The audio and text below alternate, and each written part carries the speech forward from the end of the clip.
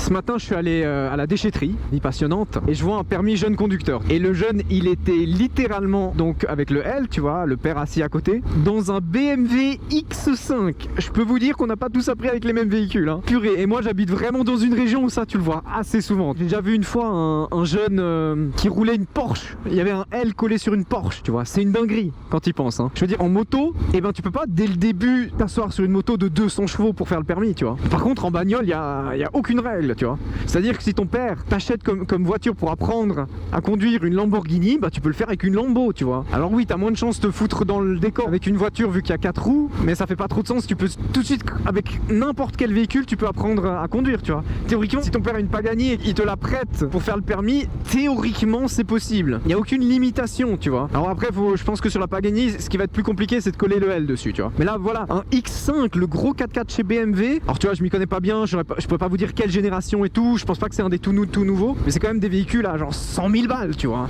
Et je trouve ça fou, tu vois. On n'a pas, voilà.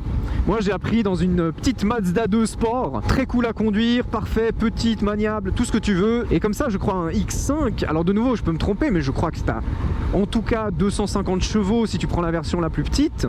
Peut-être je suis complètement à côté, hein. Mais je crois que tu en as aussi des versions à plus de 500 chevaux. Et puis moi, ça me viendrait jamais à l'esprit que mon gosse, j'achète un X5 ou un machin à 100 000 balles et à aucun moment il met son cul ailleurs que sur un siège passager.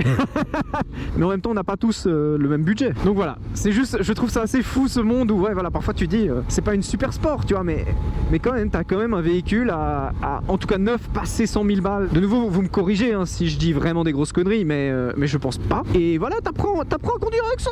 Chillax, tranquille. C'est quand même beau parfois la logique, hein.